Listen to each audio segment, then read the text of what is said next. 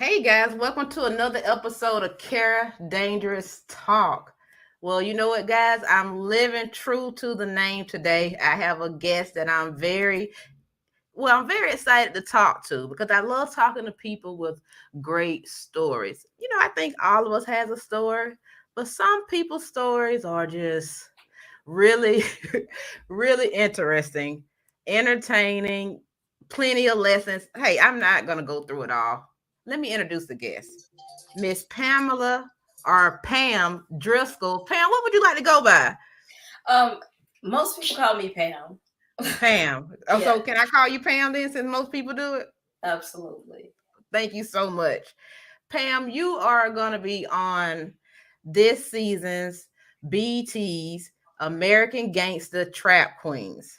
Okay? Absolutely. Yeah. BT's American Gangster Trap Queens. I want to give people a timeline, Miss Pam, but I want to take it to the beginning.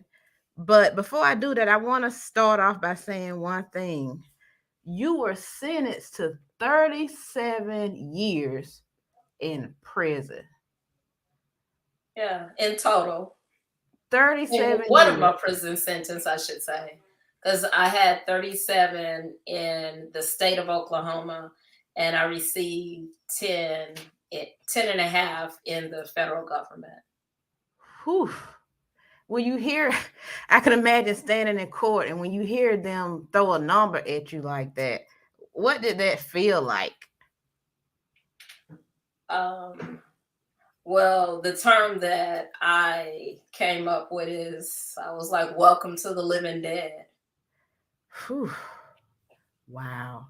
The living dead. Because you see so many of those clips on YouTube of like, people getting sentenced and some people pass out, some people just act great. And I'm just like, I can just imagine myself in that position and just, oh my God, just the feeling that you must have that must come over you. Um, I wouldn't say that you have the feeling that you want to pass out because by the time you get to that stage in life, you don't really deal with a lot of feelings. So Mm. it was just another level that I had reached. And so when I say welcome to the living dead, it's because I felt at that point in my life that I was more dead than alive. And by them sentencing me, Mhm. it just made it accurate. It made it accurate because I was alive to breathe, but dead to society. Whew. You know what? Oh, I know this is gonna be a great, a great interview. I gotta hit them with the intro, and then we're gonna come back and know more about Pam.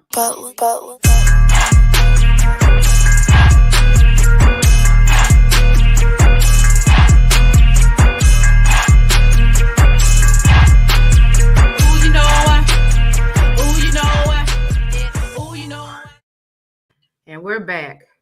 So on June the 9th, that's a Thursday, your episode premieres on season 3 of BET's American Gangster Trap Queens. I think the best place to start, Pam, is for the people that's a little, I don't want to say slow in the back. What is a trap queen? Because I think we know what an American gangster is. Right. Um, the term, they came up with the term because it's a female that's serious about getting her trapped. It doesn't really mean that you do it in a particular way because all of us have a different story and a different way that we went about it. But we was definitely the same in the sense that we was just about getting our money. What do you call that? What you did? Um, it's funny in California and actually most places that I've been, you just a hustler, and you hustle and it's nothing that you will allow to get in your way. So I think the trap queen part is something new that, is they came up with it and Hmm. it works. And so people remember it. It's a catchy term, but in truth, we are hustlers. You Yeah. grew up in Compton, is that right? Yeah. I'm from Compton. Compton. You know, Born I've and raised. born and raised. I did some business with some people from Compton. And you know, I know people from California and LA area and just some, you know, cool people, not, you know, cool people. But Compton, when you say that name, you know, a bunch of thoughts come with it, you know, maybe preconceived things.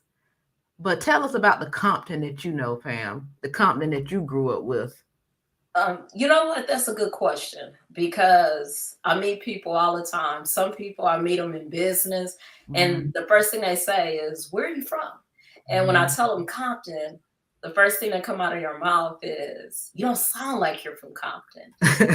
You don't look like you're from Compton. Hmm. Um, y- did you ever gang bang?" you know, Wow. and so the truth of the matter is that Compton is just another place. It Hmm. when I grew up in Compton, because I'm like another generation, it was when blacks, we call them African Americans now, believe that they could be successful. Most of the blacks that like my grandmother, my aunts, my uncles, all of them on their own business. All of them had a dream that America could be the same for them that it was for whites. And, you know, like when I was growing up, all I ever heard was that I needed to go to college. I needed to get an education. Um, so Compton wasn't the way that it's perceived now. What happened in the 80s kind of destroyed Compton. It Hmm. destroyed the community and it changed it into what you see on TV. That sounds interesting. That, I mean, that is interesting, and I can believe that. You know, things get out there, and then people just start carrying on with things, and they start believing it. It's like when you whisper in that cup. You know, those cups when you the string, it just the message gets distorted. How did you get tied up into this whole situation? Because what were you doing previously before this life of hustling called you? Are we really gonna call it hustling though, Pam? Because I I mean, may you can think I'm call a it what you hustler, want but to. At the end of the day, I just went about things illegally instead of legally to get what I mhm, needed. So, you know, we hustle in a legal world, we hustle in an illegal world. And at that time, I worked with what I had because when I got in the game, I was a teenager. I mhm, um, I didn't have the skills to go out and find a job, and so I did what was in front of me, and I was just determined to do it the best that I could. Um, you know, I grew up like everyone else. I had mhm, dreams. You know, I wanted to be a fashion designer. I wanted to work for an office building. My grandmother did. So I wanted to be like her. She was my Martin Luther King. She was the person that I admired and wanted to monarch my life off of. But things happened in my life really quick that mhm. changed that. I can't really go into that, or I would take away the reason for you to watch the show. But you know, all of us have a story. Mhm. Do you feel like you personally made that choice, or did anybody persuade you to start being in that life? Um, let's see. I'm trying to answer these questions I without giving the show understand. away. That would be bad. No, But I get I it. can say this, and I'm going to be 100% honest. Um, I am not easily persuaded. Mhm, By the time that I made the decision to mhm, get involved in the lifestyle of being a drug dealer, mhm, I was angry. I felt that the people that should have protected me in life and should have been there for me weren't. I felt used. Mm-hmm. And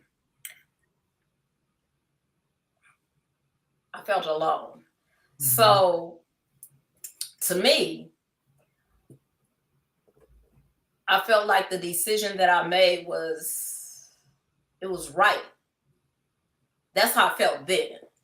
And so it makes, once you believe that what you're doing is right, even if it's wrong, it makes it easy to do what you're doing. And Yes. so this is hard because I can't get into why. I Mm-hmm. can't get into why. I can't tell you what, what's in the show. Well, let me show you this. Take me back to this photograph here. Is this your Wow. daughter? That's my youngest daughter. I have two daughters. Wow. And Yeah. here's another photo of you back in the day. Uh, And well, whoa, you was I, researching. I wasn't gonna show that yet, but I Whoa. wanted but I wanted to show people this post that went alongside these pictures that I just showed. It says, I used to live under the radar. You could only catch shadows of me on camera, but I thought I had the perfect life, walking around with 2,000 Gucci diaper bags before most of the people in the hood in the 80s. Old school players taught me the game. I thought I was hiding from one time, but I was hiding from myself. Now, you were talking about in the photographs, one picture was you serving 10.5 years in prison, and second pick and third pick, and also you in hiding. So, how much time did you serve all together? I served 10.5 years. Okay, ten and a Yeah. half years. The person that went in there, how much different is that person than the person that I'm speaking to right now? Uh, I'm very different. You wouldn't be talking to me right now. Oh, okay, okay. Yeah, I was not a nice person at all. Hmm. So not even not so just Not even even a when little bit. Not not even a even a little little bit. nice. Did you have to be that way because you were in charge of a whole operation, correct? So Right. was that a defense mechanism to keep your place solid, or was that just who you had become?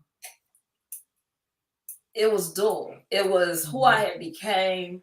Um, it was survival. It was a defense mechanism because I, at that point in my life, felt like everyone was against me. I felt my Mhm. family was against me. My friends were against me.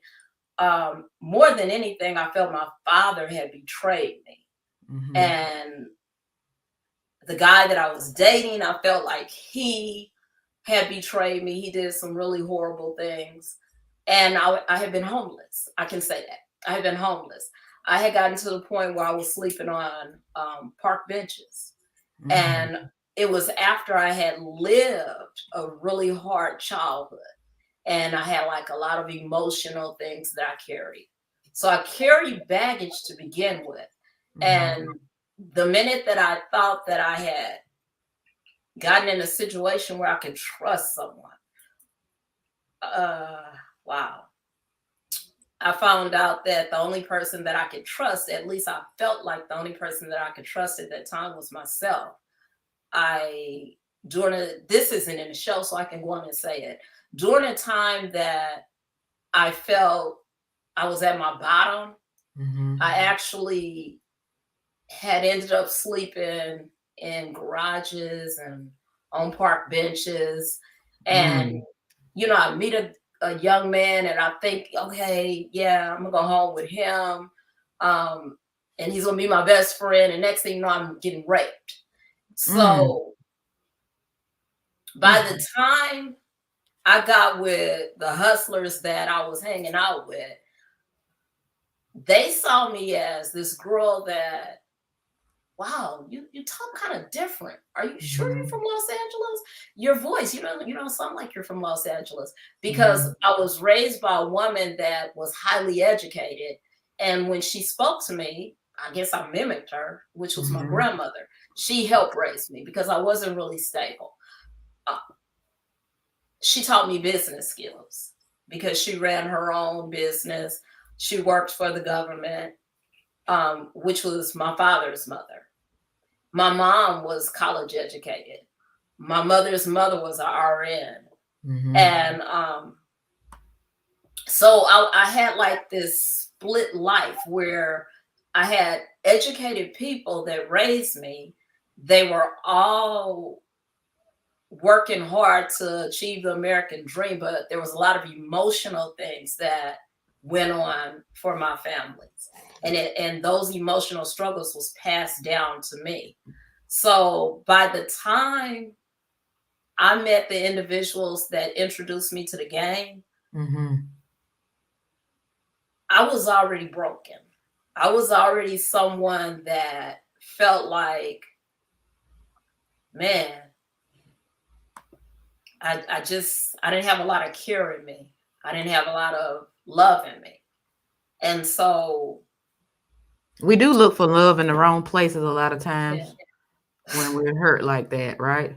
yeah, I mean, I know that was a lot for you to express, so I appreciate that, to even, go back and have to relive it and think about those emotions. I know sometimes that can be raw. I want to go ahead and say a hello to everyone that's watching on YouTube. Oh, I forgot to add Facebook, but that's okay. I'll get to y'all later. And Twitter. So thank you all. Make sure you go ahead and like this video, hit thumbs up, subscribe to Kara Dangerous Talk if you haven't already. I appreciate you guys listening in to this interesting story. Now I know you kind of you were a little surprised when I put up that headline, Miss Pam, but I do a little research. Okay, you had me scouring the internet, so I had to find out about more about you and when this got started. So I'm just gonna show people this headline. It says this was published in January the 9th of 1990, and it says 5 arrested on drug complaints. And it says police arrested 5 people Monday on complaints of cocaine trafficking, maintaining a drug house, and on other drug related offenses. And then booked into jail were these people. And then it says all were booked on complaints of possession of cocaine with intent to distribute, trafficking cocaine, possession of marijuana, possession of a firearm, and commission of a felony, and maintaining a drug house. Records show. Now, the reason I wanted to read that is because it's one thing to do something, but it's another thing to have the lights on you and for somebody to speak. I don't know if I need to say allegedly, but I mean, the things that you were a part of, because sometimes shame starts to creep in. It depends on what place you are in your life. But when you hear those things, what do you feel now? to be totally honest, it's like a different person, Mm-hmm. but it's me. um, there was a point that I can say I was really ashamed. I was Mm-hmm. really ashamed. Um, But you can't but stay then I had to ashamed. learn, who I was, Mm-hmm. why, um, because I can't help other people in my line of work. I work with people that are homeless. I work with people that are dealing with mental illness. I work with people that are youth and on their way to the juvenile probation system. I work with so many people. I house people by the hundreds. Mm-hmm. Um, some of the people that I work with remind me of who Mm-hmm. I used to be.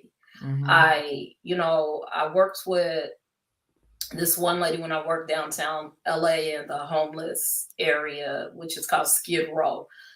She was about, at the time, I was about 35 and I think she was about 45.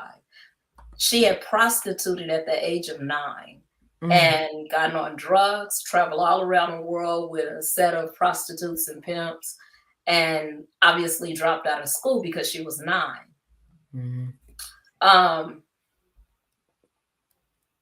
As I work with her, in the beginning, I saw her as like, how could you let somebody pimp you out? Mm-hmm. And I reached down inside of me through working with her and remembered a part of me and remembered that I had been in the streets. I had been homeless. I had been through a lot. And it caused me to do a lot of things that may look different from what she did. It may look like I was a different person. But at the end of the day, when you have to reach inside of yourself in order to find a way to survive mentally and physically, you do the damnedest things. No one gets a pass. And your size doesn't matter, your sex doesn't matter, your education doesn't matter. Nothing matters in the end when you are trying to survive. And that's the magic word. Is I started living in survival mode. And a human being is not supposed to live in survival mode. That's supposed to just save you when you're at risk of losing your life or in a dangerous situation. But when you find yourself living like that every day, 365 days a year, 24/7, it kicks out an adrenaline in you that make it where you're not living as a human. You're living as a thing, an animal, trying to make sure that you make it to the next day. So once you identify that that's the place that you have reached in your life, you understand that we have more than one person inside of us. And one of those individuals is the survivor. Yes. Yes. And obviously, you always had good in you. I mean, it just had to, resurface again. And I mean, it was always laying there, right? It was always in there. You just Well, I needed believe that that's why I've been able to change my life in order to find me again. Because there was a time that I wouldn't fight. I wouldn't do anything violent. I didn't know anything about drugs growing up. So that was something that I had to learn really quick and really fast. My grandmother on my dad's side raised me to believe that girls didn't fight. You just don't fight. Animals fight. You should be able to use your mouth. You should be able to think. And it was just a disappointment for her to even think that I was in the streets fighting. Then on my mom's side of the family, her family was from New Orleans. Really tiny, petite women with all these nice figures and long, pretty hair. But they fought. And they fought hard. And they felt like you was weak if you didn't fight back, if you didn't protect yourself. So on that side of my family, I would get a whooping for not fighting back. On my dad's side of the family, I would get a whooping for fighting. And so there was a time that I wasn't a fighter. I wasn't a street person. I went to church 6 days a week. The guy in the house that I was raised in, like we had one of those neighborhoods where my grandmother lived in this house, my great grandmother lived in the house next to her, my auntie lived 3 houses down. I spent the school year with my dad's family, the summers with my mom's family. And so I was always having to readjust the way I lived and thought because no two places was alike. So yeah, I had to change. Yes. And I see all these. I can see you're very well spoken. And look at you in your little nice tight body. You go, girl. You go, girl. I can tell you were a boss to definitely deal with. Okay, okay, baby. But I can tell that you could probably get it to somebody's ass real good. I ain't gonna lie to you. I also read that headline because I wanted to show people this photo of you right here. Because this lady right here looks like somebody I could see on 50 Cent's Power Books. Wait just a minute. That's my daughter. You lying. That's my daughter. That looks just like you. Everybody think that, but that's my daughter. Well, let's pretend it's you, okay? So that is you. She get it That's from her commenting me. mama. She get it from her mama. Look, so let's pretend that's you. When you were doing your hustling things, what this is the 80s, take us back to then. What was the fashion like?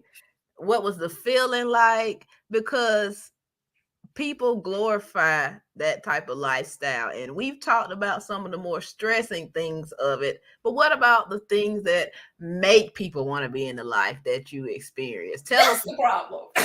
Right. That's the problem because there's so much about it that allure you to it.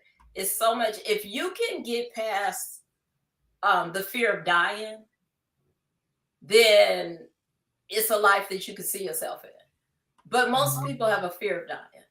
Most people don't want to put themselves at risk where they have to look over their shoulders. And so outside of that, everything else about it was the good part. Mm-hmm. I could walk around with, expensive jewelry. I could walk around with, not walk around, I drove everywhere. Right. I had the bodyguards, I had the enforcers, I had, people that were willing to do anything I wanted them to do. I had a team in about 3 different states. I had men, Mm-hmm. and that was the fun part to me because I had been raised around men that kind of took advantage of women and had however many women they wanted. Well, I was like that. I had men that were willing to do whatever I wanted them to do. And Mm-hmm. so it empowered me. It made me feel strong. It made me feel like, I was able to go and party with the celebrities that were in town. They always sent for me, especially the ones that did drugs. So, no, not that one. No, I didn't mean to put. You know what? It was just coincidental. You said No, drugs, and then not I put that up Snoop one. Dogg. I literally had my finger on the picture. I'm not saying that Snoop Dogg does drugs. Okay. Yeah, I don't want that to get twisted. Yeah, not Uncle That's a Snoop. good brother. Yeah, not Uncle Snoop. That was just a coincidence. But because you lived a life like that, that's action packed. Let's just say. Yeah. It's like TV.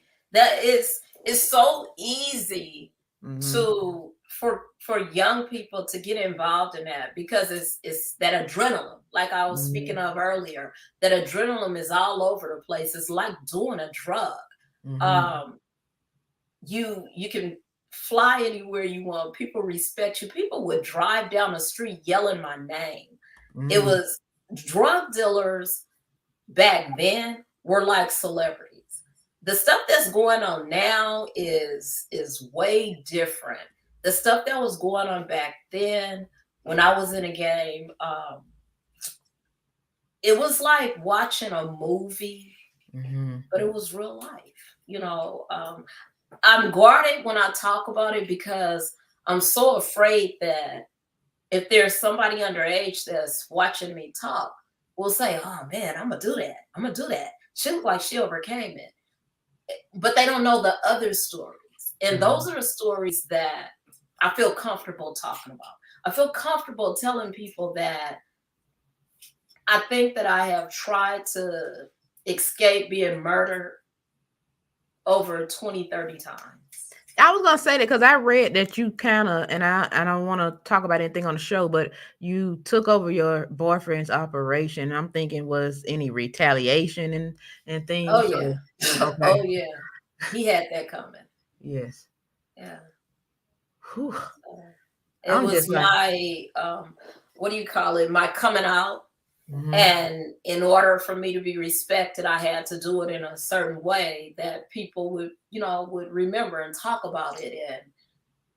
And my dad, he was an old school dude. My dad was a pimp, and my dad was a hustler.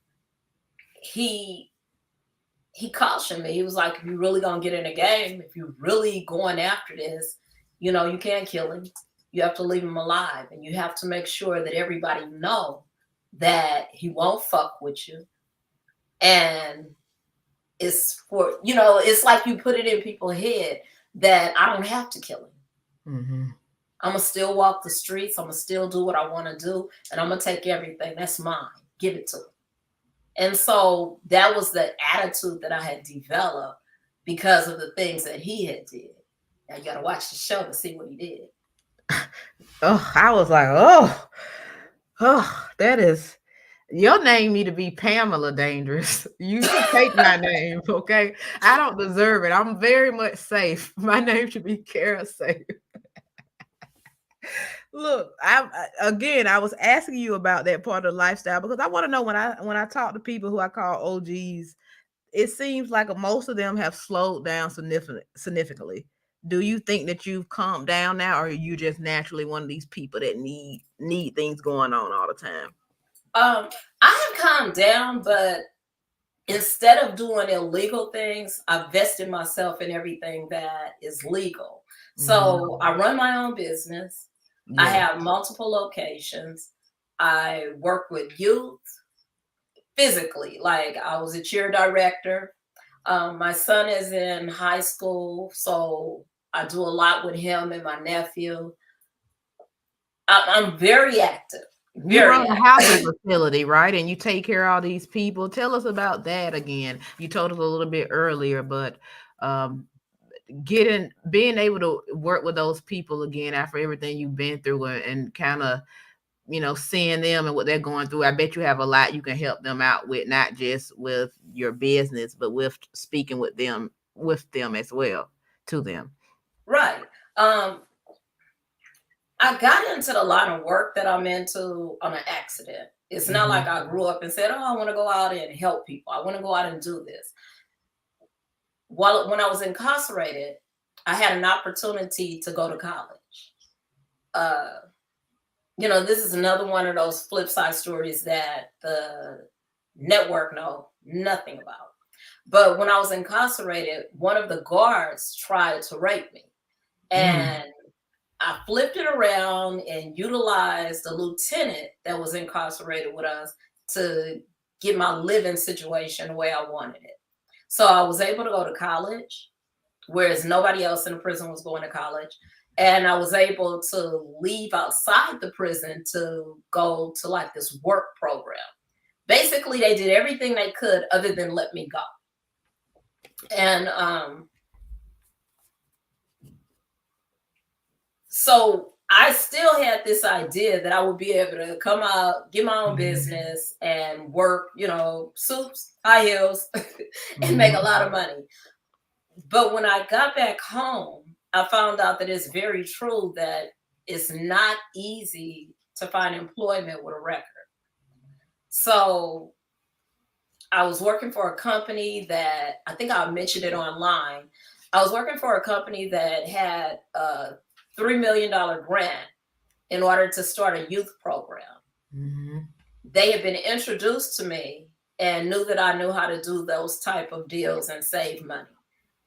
Promised me they were going to pay me a lot of money if I did it for them. I did it. They fired me and used the fact that I had a criminal background, even though they hired me with a criminal background. And after that, I decided that no one would ever fire me again because it kind of felt like a replay of my youth.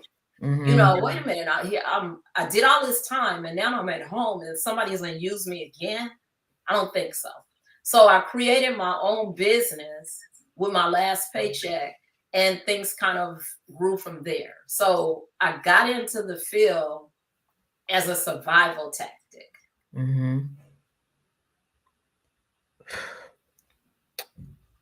Anybody at any point try to pull you out of that life? Were you just so hard-headed? But was there anybody ever kind of get into your head a little bit and you started somebody that maybe just stick with you along the way? Well, first of all, nobody that really cared about me knew for sure what I was doing because my father, again, was an old school, hustler. And he told me that, you have to be really good at not being seen. So you're not going to find a lot of pictures of me. That's for people that think the shit is funny. That's for people that's really not deep into the game. When you deep in the game, you're invisible. Now let me You're ask you there, but you're not. let me ask you a difficult question. And um, I know you love your father, but do you think his advice was the best for you? And I'm just being honest. I just want to know. You didn't watch the show. Okay. I promise you, you're going to get the answer to that. I understand. Well, let me ask you this. You talked about your son, and I know you have other children. That's And the daughter that you thought was me. I mean, you look, no test needed. That's your baby, okay? No swapped out at the hospital. No, Your that's me baby. laying on the ground. That's her, the little baby. Oh yeah. Yeah, that's Yeah, her. I got this one. That's me No, when I I got was in the this one, game. but I'm talking about the other one though. The other one. So look, how did motherhood change you? I had my first child when I was 14. And so motherhood changed me in ways that started the downfall. That's going to be mentioned in the show. Okay. And you'll kind of see how things begin to.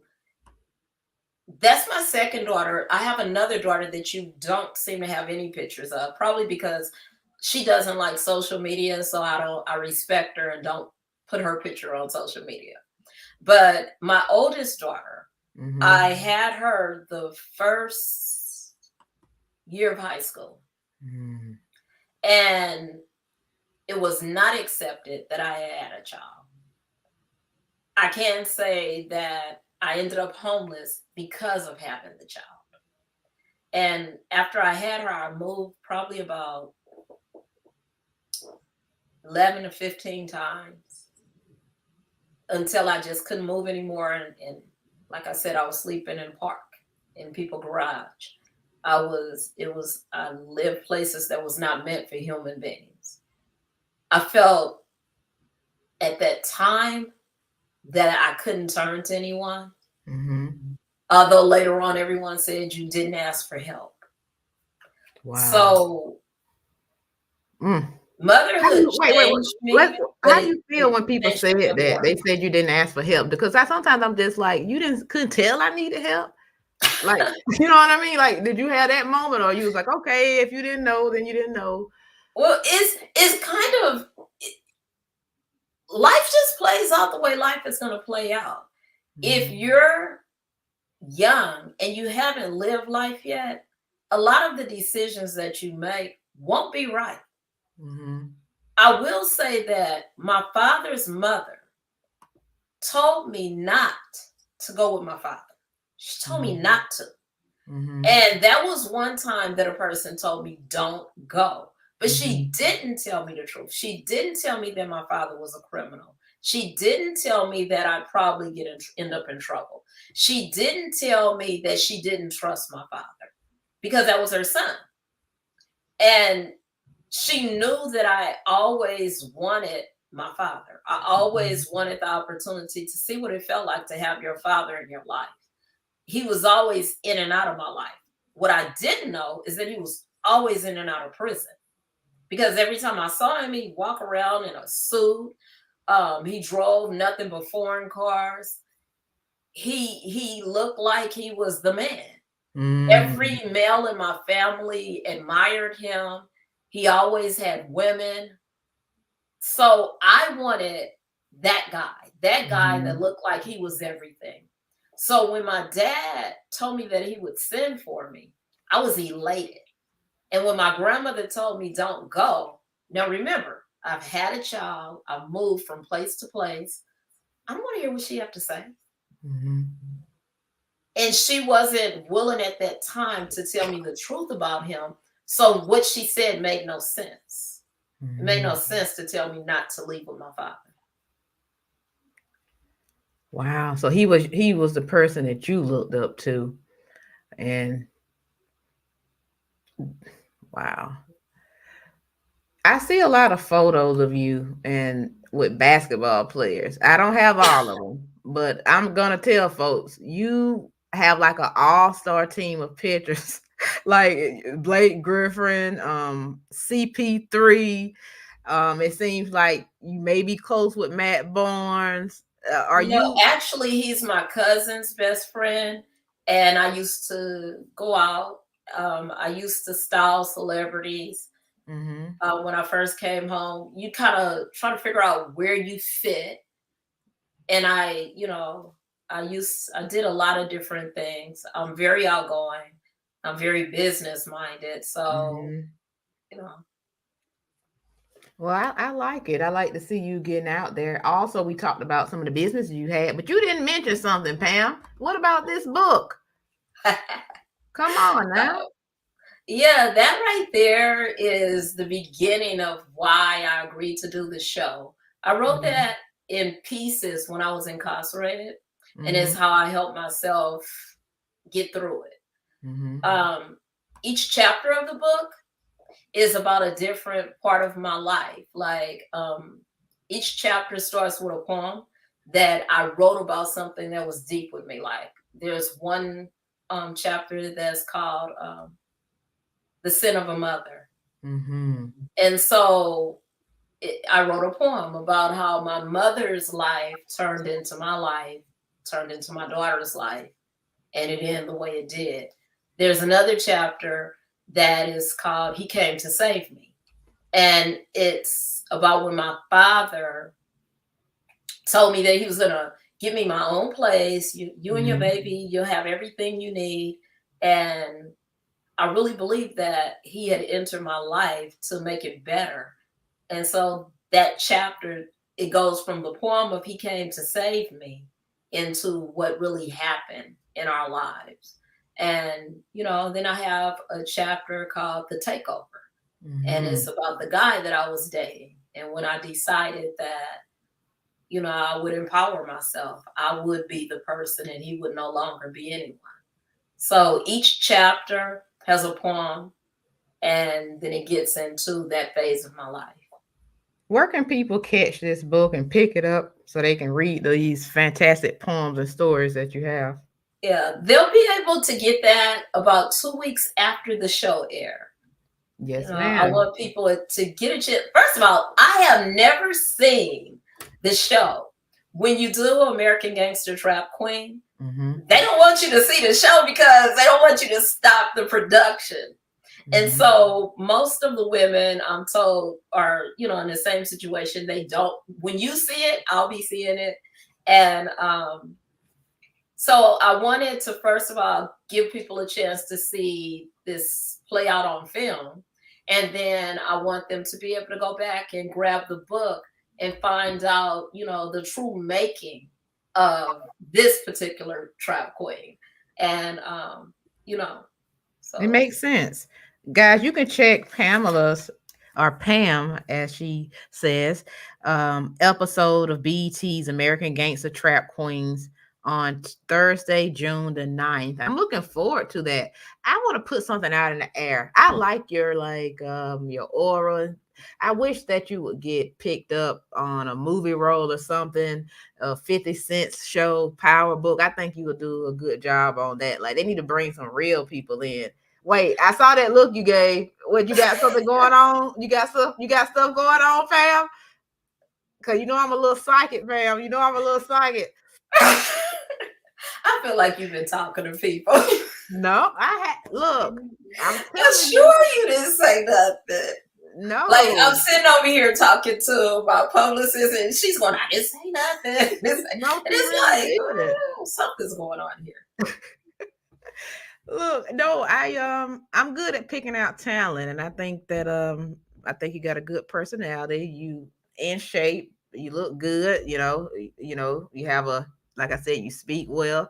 I think you would do good in the show. And I can tell that you don't mess around. Like, You know how to act, but I can tell, like, don't mess with Pam though. Don't mess with Pam. Look, Pam, I see it in you. I see it in you. Okay. I see it. Pam is nice. I know you Pam nice. is No, really nice. look, we all gotta have a little edge to us though. That don't mean you doing nothing crazy. That just means, look, don't mess with me. Ain't nothing wrong with that. I give people space. If I feel that someone is going in the wrong direction with me, I give them space. And if space doesn't work, I just, don't deal with people. I've learned to live without having to go to extremes. So I'll say that I'm quick to let somebody go, though.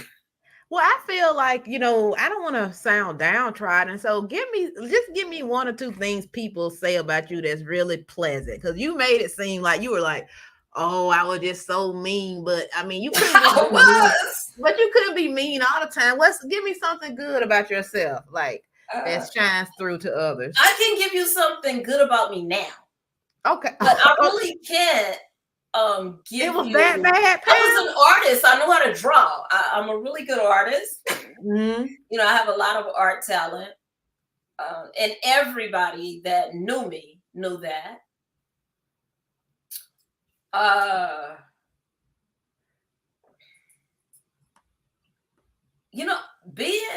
just gonna keep it real. Mm-hmm. Being a drug dealer, you just don't care about people. Mm-hmm.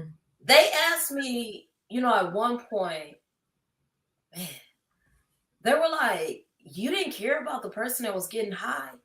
Back then, I did not feel like that was my responsibility. I didn't feel like I was holding a gun to someone's head. And I felt like, hell, they wanted it more than I wanted to give it to them because I didn't understand what was going on with them emotionally. I did not know that that doing drugs is a symptom of something else. Like most people that do drugs, there's something else going on with them. My father did drugs.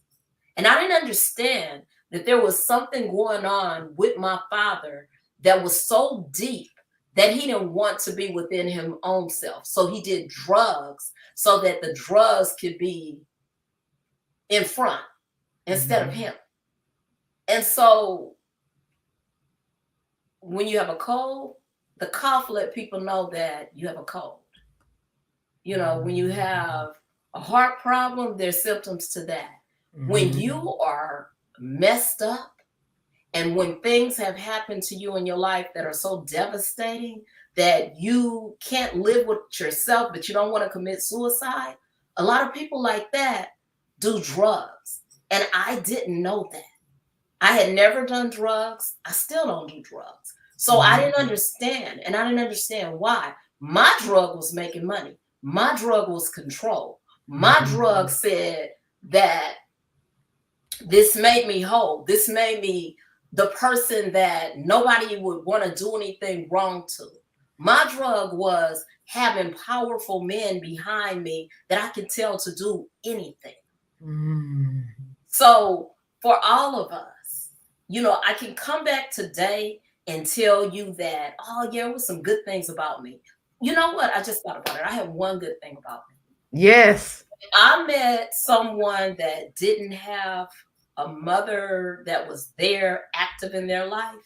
I took them in. I took them in. But then that leads to bad things because now they're living with a drug dealer. So, you can't glamorize yourself. You just can't. It's no space for it. It's no space. Otherwise, I would have to sit here and say, yeah, everybody should try it. Let this hit you and then answer.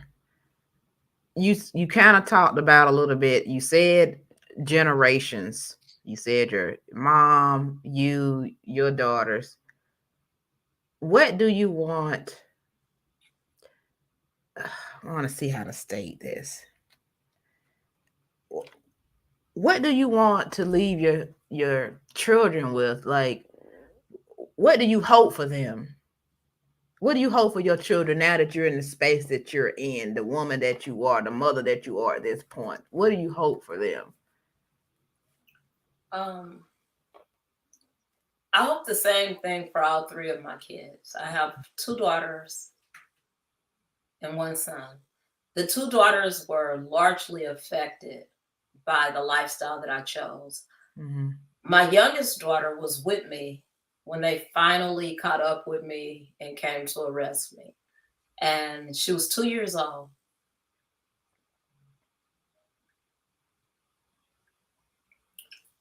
When they handcuffed me, she fainted at 2 years Mm-hmm. old.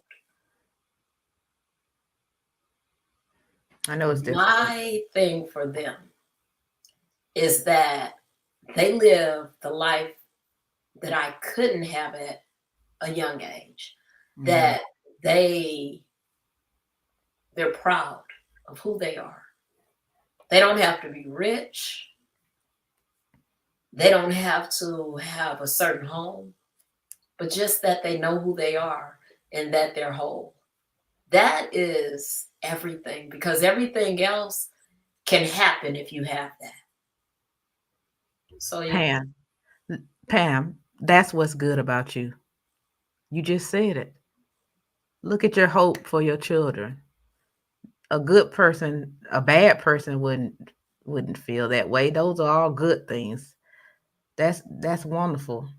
And that's kind of the way that I want to end this interview. I mean, you are the type of story that a lot of people need to hear about. You were able to turn your situation around.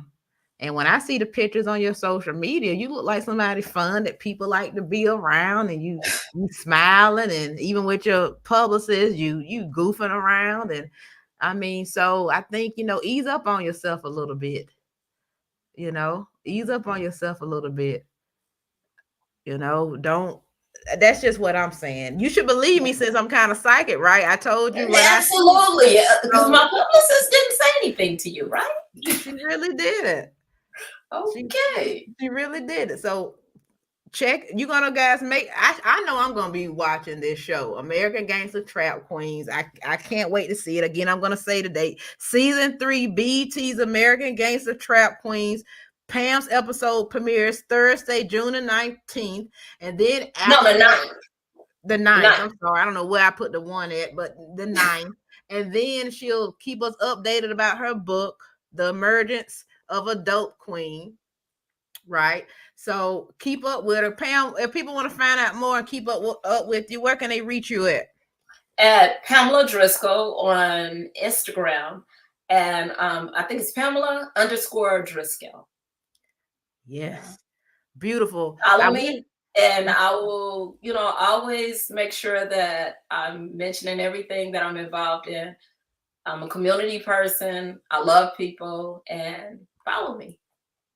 Oh, see, now she want to say all the good things. So you love people. You just a ray of sunshine. Look at you. Look at you smiling. Look at you.